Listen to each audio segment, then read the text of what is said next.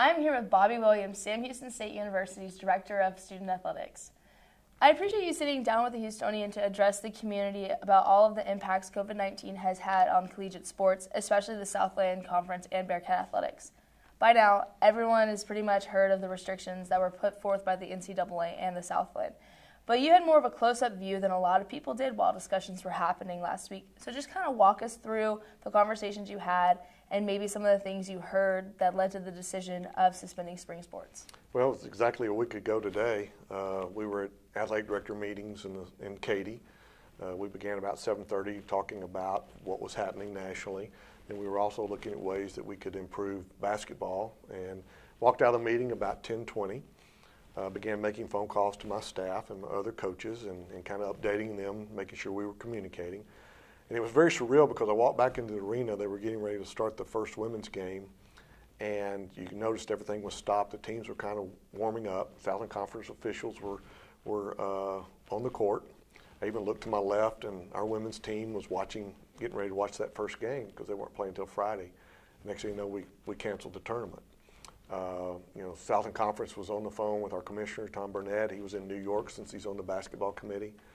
The Big Ten had just pulled everyone off the court. We had to make that decision.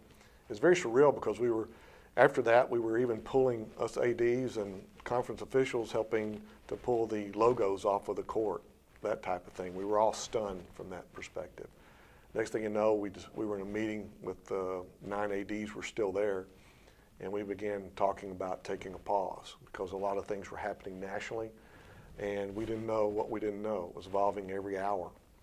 And we decided that that's when we decided that we would put a pause on our competitions till March 30th, but we would still be able to practice, not knowing what would happen. And then had lots of meetings Friday and Saturday.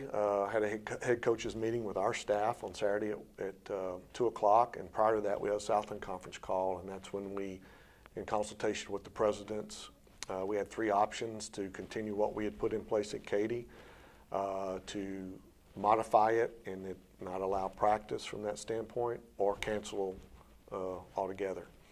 And we decided on the second option that we would not practice because they were talking about the social distancing and numbers and different things like that. I think it even got down to 50 from there. And so I met with our coaches, informed them what had happened, and by 11 o'clock that night we were canceling everything, at least through the 30th and the rest of the season.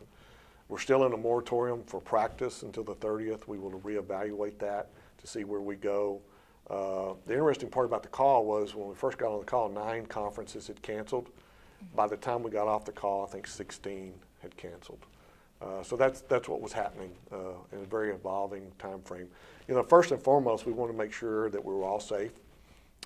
Safety and welfare was paramount, but we also understand the impact of canceling games has on especially seniors, student athletes, coaches, fans, everybody.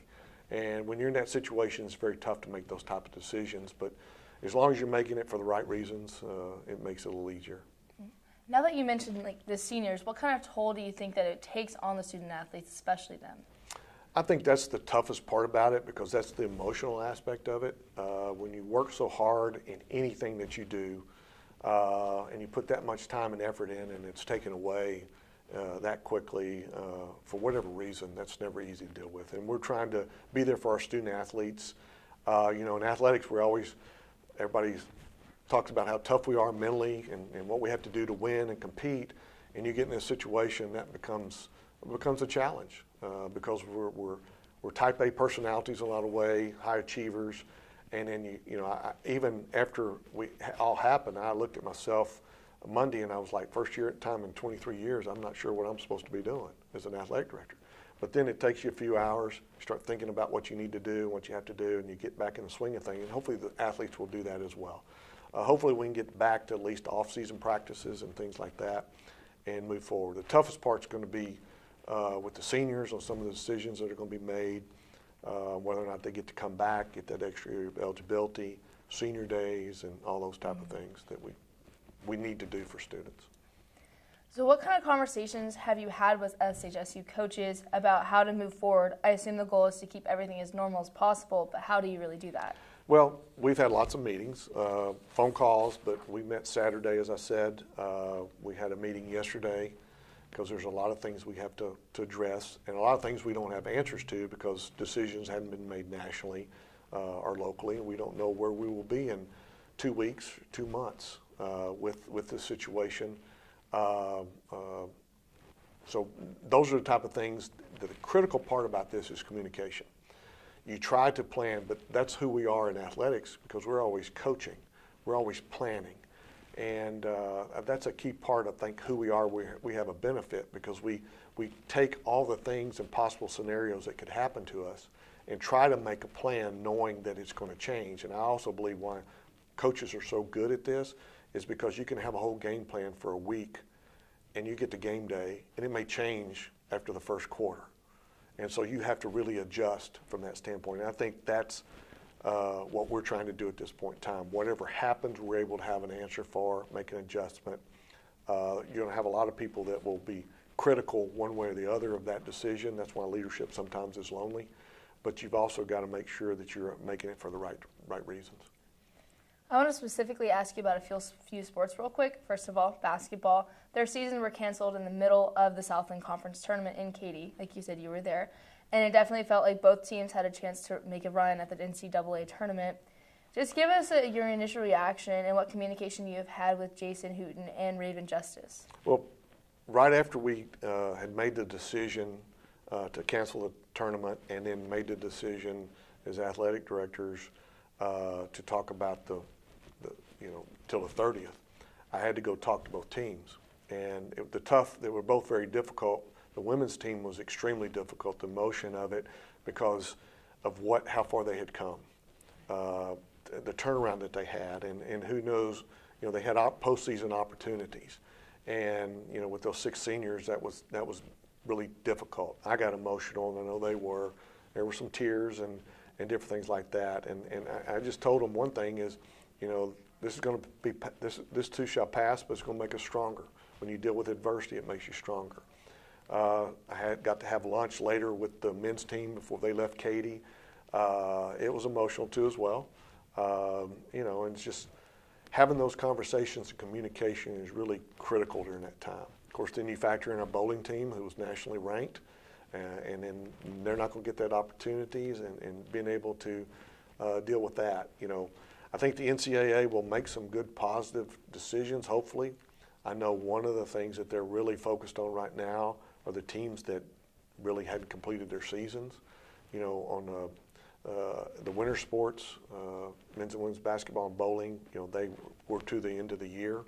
That doesn't mean that makes it any easier. I'm not sure what direction they will go as far as eligibility, but I think at least with the spring sports, there's a good positive dialogue going on, and hopefully a good decision will be made that will give them an opportunity. As you mentioned, bowling, the women were ranked number 2 in the country and were about to compete in the Southland Bowling League Championship. How tough is it to watch them compete so well all winter and spring long and then have their season cut short? It's one of the most difficult things you can ever experience, especially when you're part of a decision-making process that affects that. And you watch, you know how hard they work, the effort they put in, and competing at such a high level nationally. And have that taken away it's indescribable how you feel when that happens. First thing I always do with every one of them is I apologize to them. I'm sorry that we're in this situation. I'm sorry that we had to make this decision, and I hope they understand it. I wish I didn't have to be a part of that. I wish I could change it, but there's just some things that are out of your control, and that's when you really have to embrace adversity and fight through it and try to see the positive and opportunity as you go. And that's my job, is to make sure that everybody in this difficult time can see the opportunity and the positive of it. And then we're going to try to do our best to make it as positive for them as possible. To follow up, head coach Brad Hagan told the Houstonian yesterday he hopes there will be some options explored to maybe try and play out this postseason for bowling later on in the calendar year after everything clears up. What are your thoughts on that? I don't know. I think there's a lot of issues involved. There's a lot of things logistically and how to make that happen. I know the NCAA is having meetings about that. Anything that we could get to have a positive conclusion to this season I would be for. I just don't know what that is at this point. I don't think any of us does. They're talking about allowing them to come back next year and different things like that. There's a lot of things we have to answer before that can happen.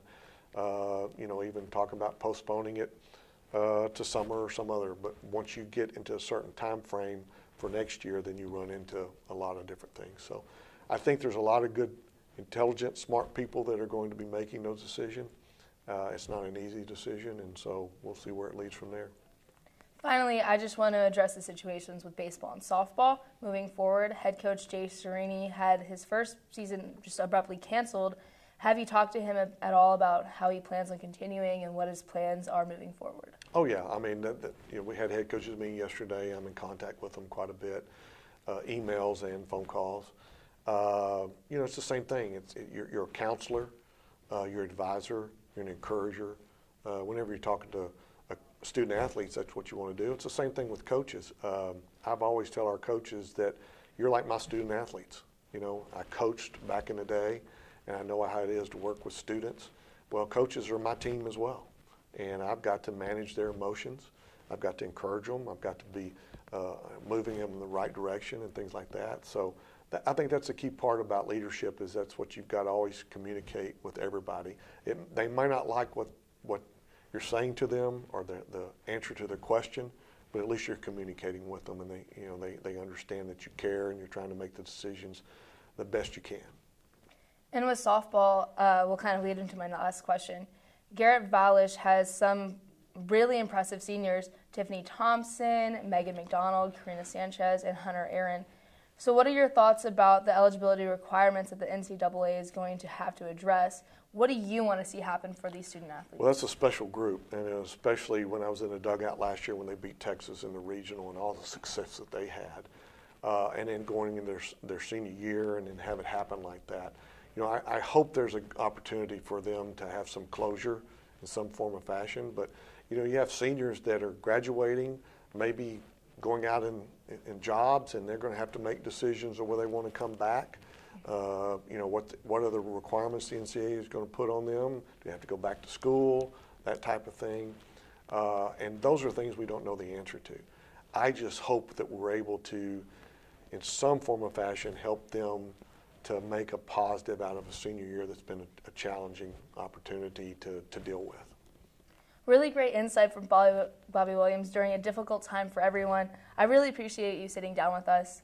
The Houstonian will continue to keep you updated as details unfold moving forward surrounding COVID-19 and SHSU athletics. For the most up-to-date information, follow our sports Twitter at Houstonian Sports and our main Twitter at Houstonian News. For the Houstonian, I'm Megan Montgomery.